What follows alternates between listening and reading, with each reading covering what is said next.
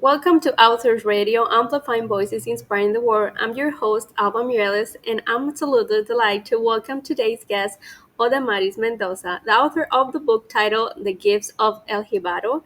We're here to celebrate your creativity and explore the world you crafted in this book. Odemaris, thank you so much for joining us. I am so excited to be here.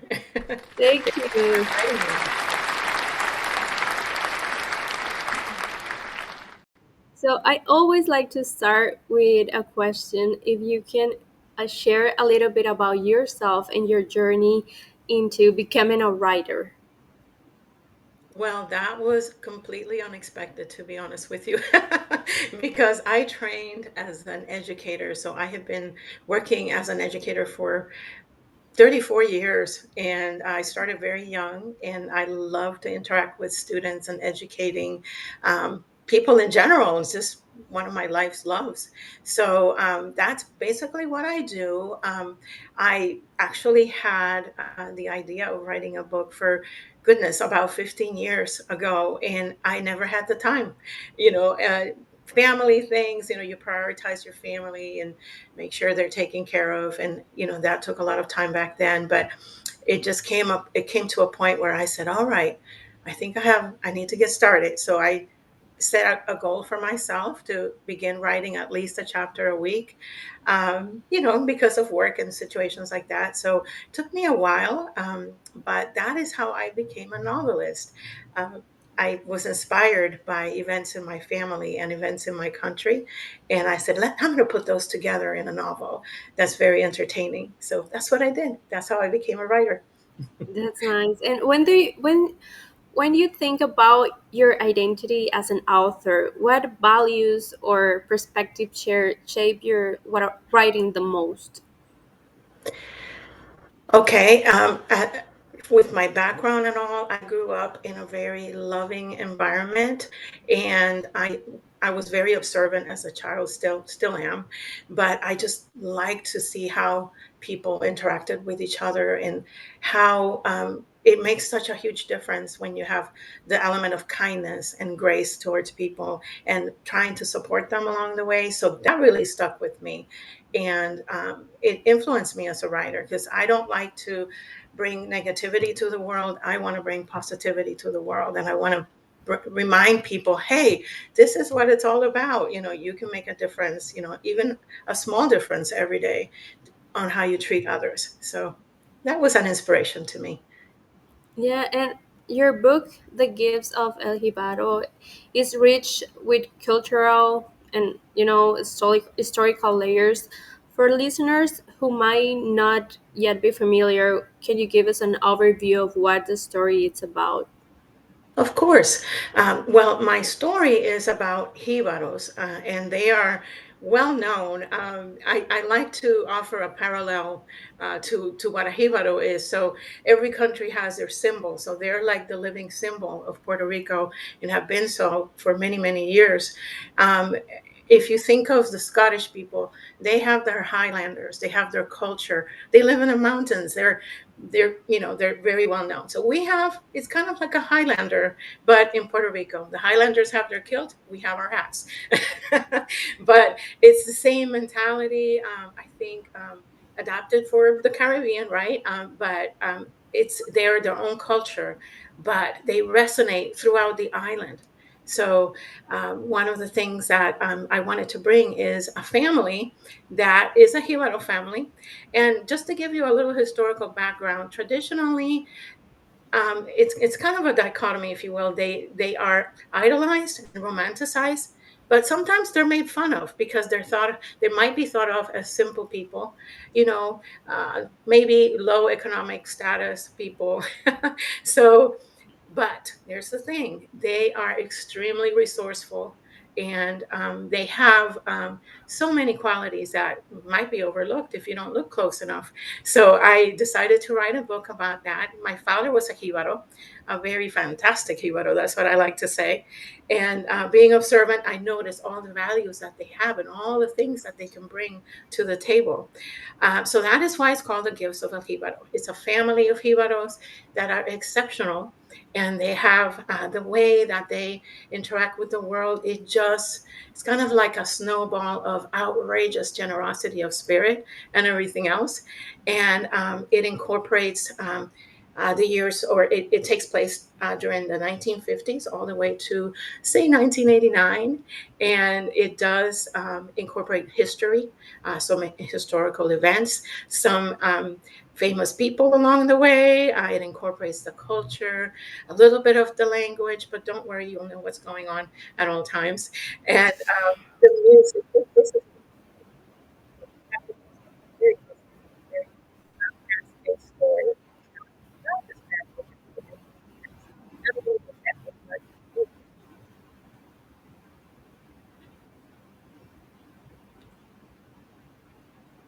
And for you, what was the most important theme that you wanted to readers to take away? well, I don't want to give away too much, but definitely the joy of giving. It just makes such a big difference, not only for you and your immediate people, but it sets a legacy for your family. Your kids are watching. You know, you only get one time to raise them. They're watching what you're doing, just like I did. You know, and what you do and what you put forth matters. So I want to make sure that the readers come out not only very motivated, but assured that everything that they do, all the good things that they do, will be a legacy for their kids and their descendants. Yeah, and writing about culture often requires like balancing respect for tradition with modern perspective. Like, how did you navigate that balance? Okay, let me see if I understood what you said. You want me to talk about how I incorporated modern traditions with historic traditions? Did I get that right? Yes. Okay. Well, I think these are timeless, to be honest. I think the elements of respect, like you mentioned, generosity, like I mentioned, being supportive of whoever comes into your way that you can assist in any way. That's important and that's timeless. I mean, you've seen that. Back in the day, that's how people survived. You helped each other. So today we're in a different world. It's highly technological. We're behind screens most of the time.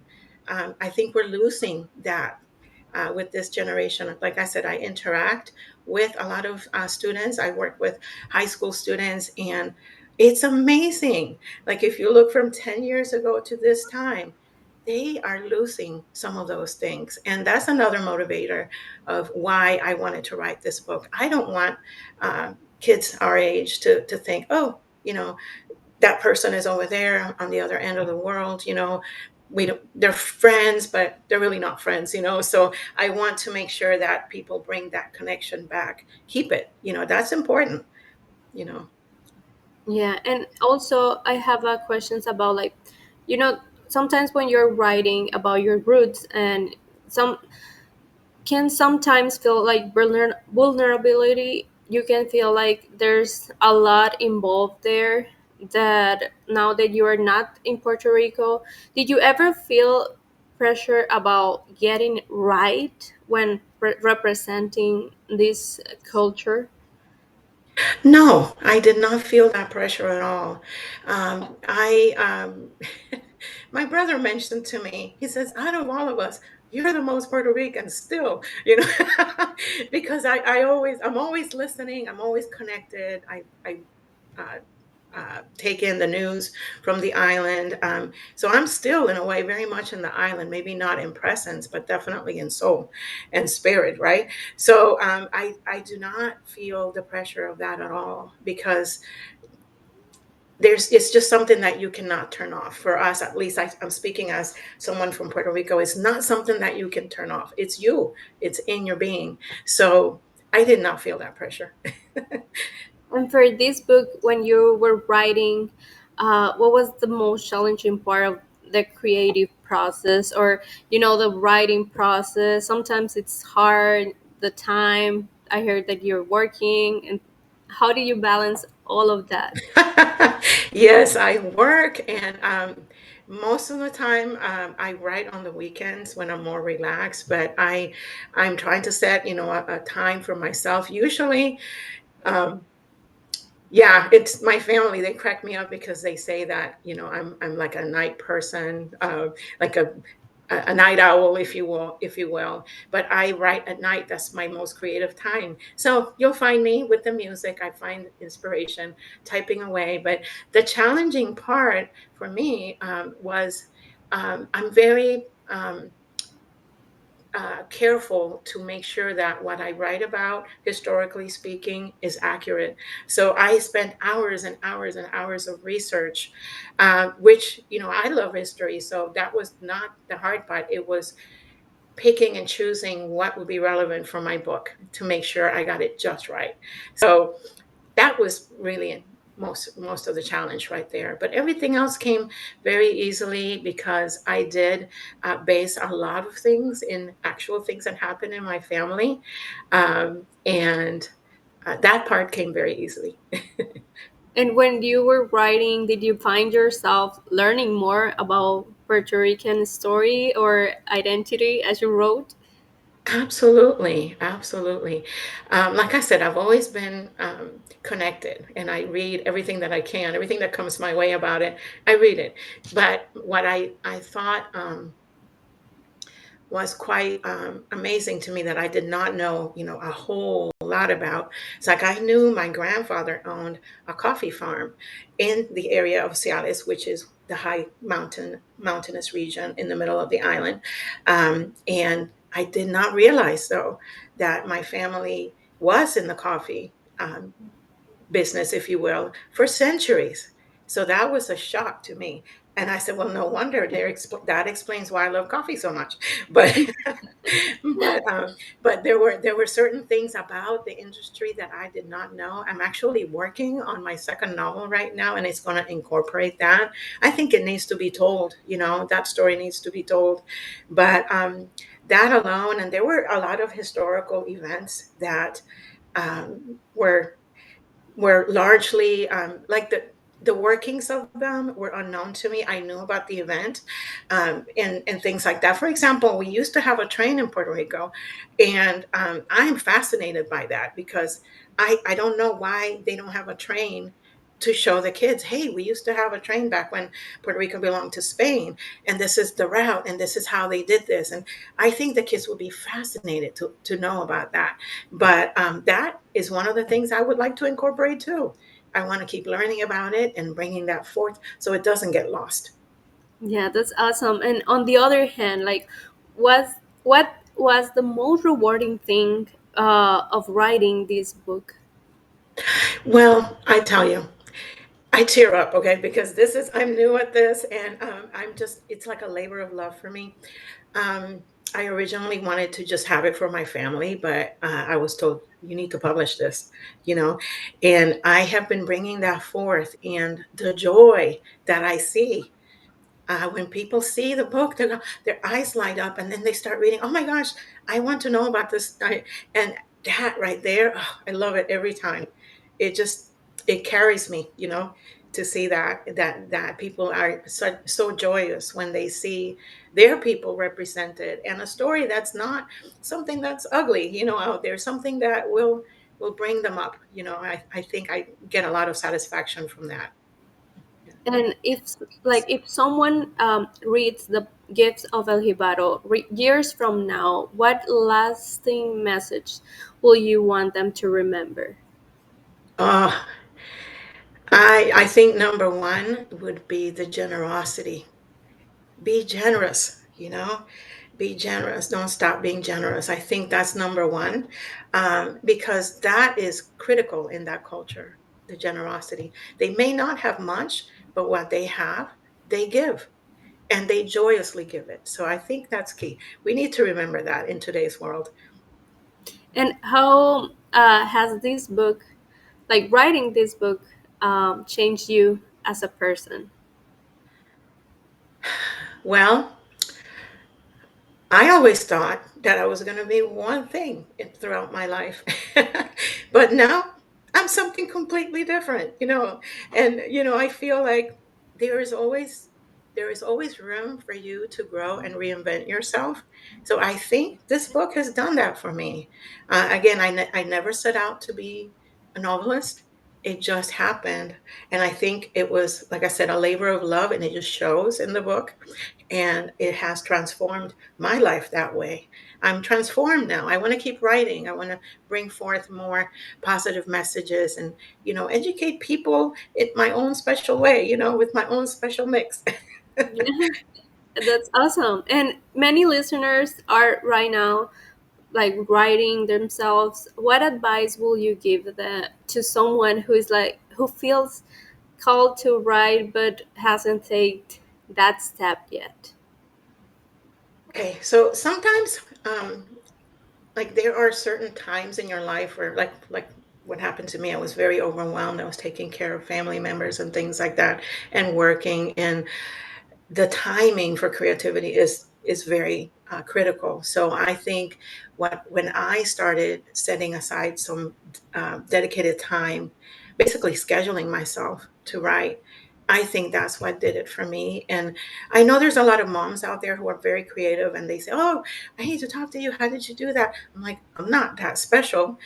I just set aside the time and I stuck to it. Like I sometimes I would be so tired, and I'm like, okay, let me grab that music, let me grab that coffee. And I would sit down, and just showing up meant a world of difference, or made a world of difference in my case. So I think a lot of people struggle with just that. And once they get started, you can't stop. Yeah. And do I know that you mentioned that you're working on a second book, but any future plans, projects that we like that you can share with our audience? Well, I am visiting bookstores I live in the Central Florida area, so I'm concentrating there.